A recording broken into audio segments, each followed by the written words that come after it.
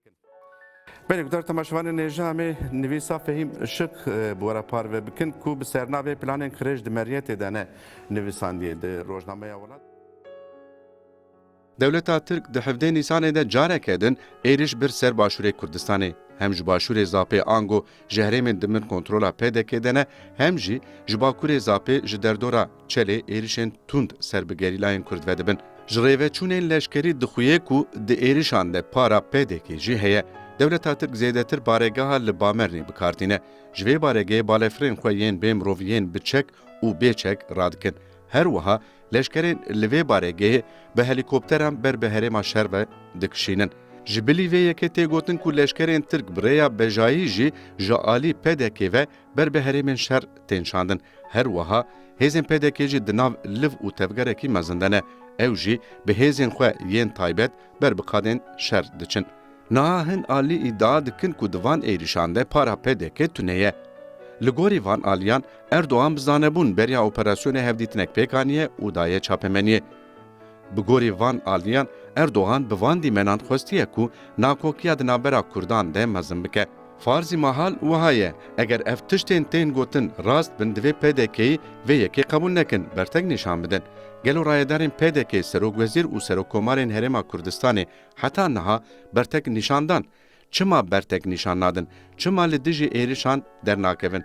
Çima her carek be jî nabêjin hûn nikarin li ser axa me êrişî Kurdan bikin? Diyar e, rewş wekî ku hin alî îdia dikin nîne. Dewleta Tirk ne ku bi dîmenan peyam dide. Dewleta Tirk bi vê helwesta xwe eşkere dike ku êrişiyan rasterast bi PDK re organîze kirine. Her rêveçûnên êrişê, her liv û tevgerên leşkerî yên li başûrê Kurdistanê vê yekê zelal dike. Mixabin PDK hem dijberiya êrişan nake, hem jî bi awayekî vekirî piştgiriya Dewleta Tirk dike. Gelek sedemên vê hevkariyê hene, lê sedema herî esasî ew e ku her du alî jî qedera xwe bi rengekî bi hev vegirêdane.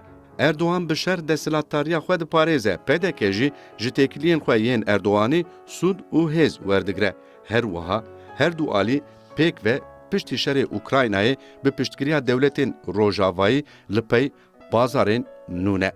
Dixwazin gaz û nefta Kurdistanê û Iraqê bigînin Ewropayê. Tê dîtin ku sponsorê herî mezin a vê projeyê İngiltere ye. Amerika û dewletên din yên Ewropayê jî piştgiriya vê projeyê dikin.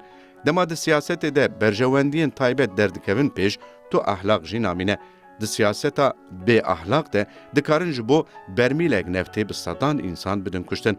Mixabin ev bê ahlakî niha careke din li Kurdistanê tê ceribandin.